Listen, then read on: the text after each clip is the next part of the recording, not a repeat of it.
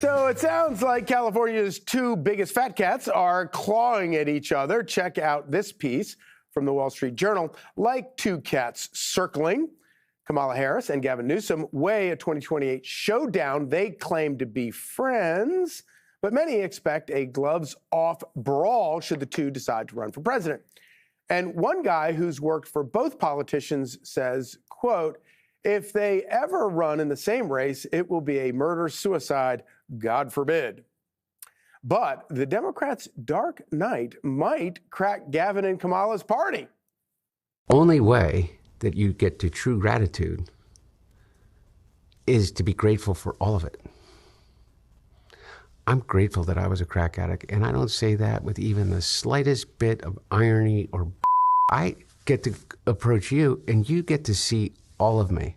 I've just broken down every barrier that you could possibly have to find a connection with me. That's beautiful.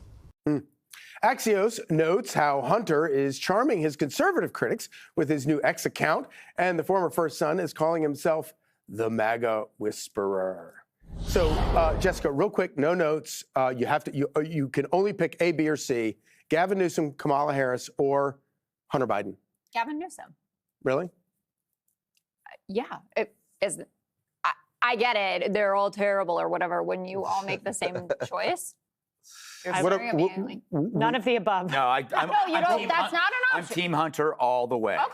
Well, I'd love to hear that out. Do you think Hunter Biden has a shot? No, and I don't think Hunter Biden wants a shot. I think Hunter Biden is living freely, having conversations with whoever he wants. He's trolling a bit. He's defending his parents when he thinks that that's necessary. He's putting some conspiracies to rest. Like I liked his line about, of course, it wasn't my Coke in the White House. I'd never leave my drugs behind. And he's in the YOLO phase of his life. Well, I think the art is struggling a little bit.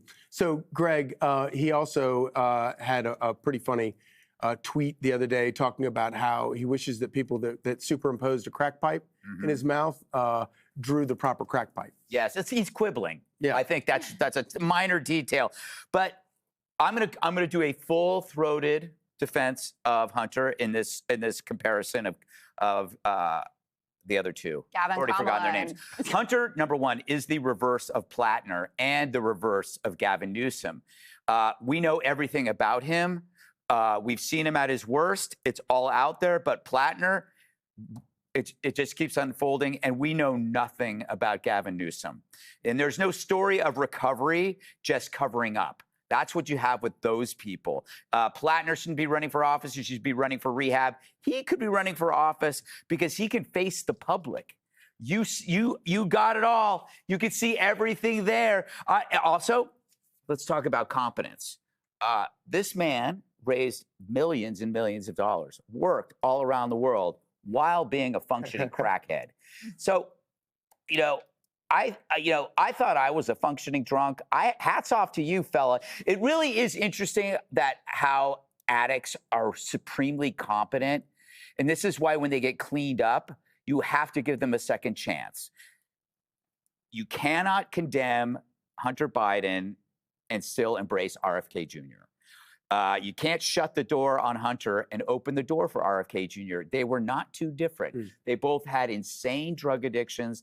They both treated people pretty badly. They did crazy stuff while they were using. They had a family name. And I wasn't crazy about RFK Jr., but I liked his story of redemption a lot. And I think that with Hunter, I think, he's truly sober. I don't think you can fake the story on gratitude the way he was talking.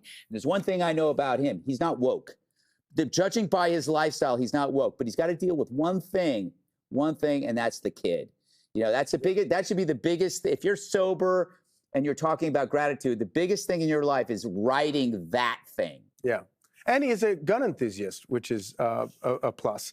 Until he's blaming it on an illegal. Yeah, exactly. Kaylee, Gavin Newsom likes to now talk about California derangement syndrome and claims that it's Fox and Republicans who are tearing down his state that he's been governor of.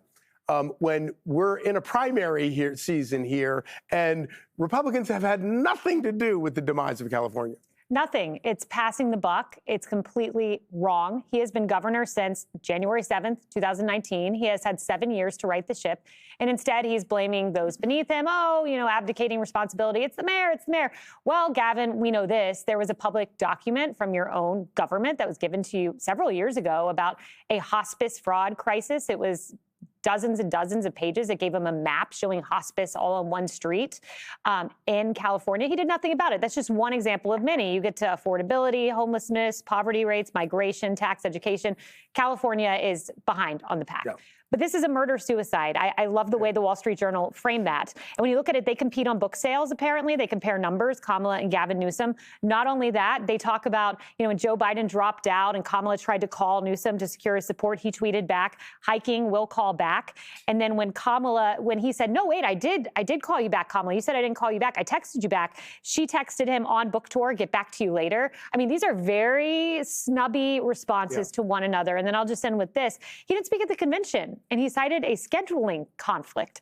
We are about to witness a murder-suicide on a debate stage in 2 short years in the Democratic Party. And the Dark Knight, not Hunter Biden. The Dark Knight is AOC. That Atlas Intel poll, I know it's an outlier, showing her as #1 in the primary pack. That's the Democrat to watch. It should scare every Republican, every independent.